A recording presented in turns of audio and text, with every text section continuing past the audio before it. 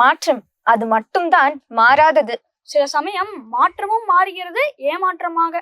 அருமையான வரிகள், அர்த்தமுள்ள வரிகள். மாற்றம்னு சொல்லும் போதே மனசுல ஏதோ ஒரு ஃபீல் அப்படியே வந்துட்டு அப்படியே போகுது. கோயில்ல ஃபாதர் அதை பத்தி பேசும் போதெல்லாம் ஃபீலிங்ஸ் கூட ஏதோ ஒரு கேள்வியும் வருது.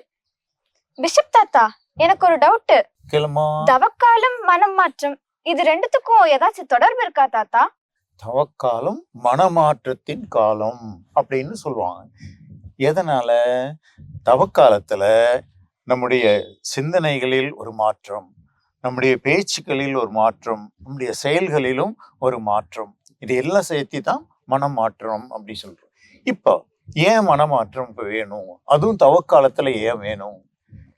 தவக்காலத்தினுடைய கடைசியில நம்ம என்ன கொண்டாட போறோம்?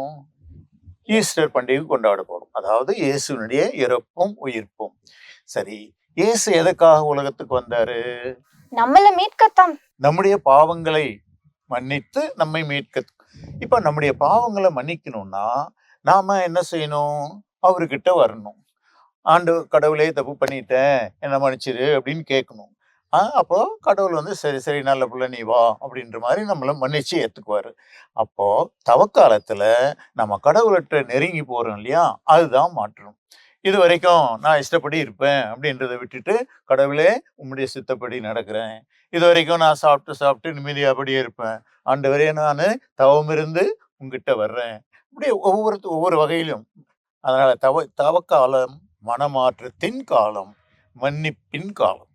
எனவே கடவுளுடைய அந்த மன்னிப்பை பெற வேண்டும் என்றால் நாம் அவர்கிட்ட நெருங்கி வரணும். அந்த நெருங்கி வரணும்னா நம்ம வேற என்னமோ பிடிச்சிட்டு இருக்கு நம்மளெல்லாம் இல்லையா, சுயநலம் பிடிச்சிட்டு இருக்கு, பெருமை, அதெல்லாம் விட்டுட்டு ஆண்டவரே அப்படின்னு கடவுள்கிட்ட வர்றோம். அந்த கடவுள்கிட்ட திரும்புறது தான் மனமாற்றம்.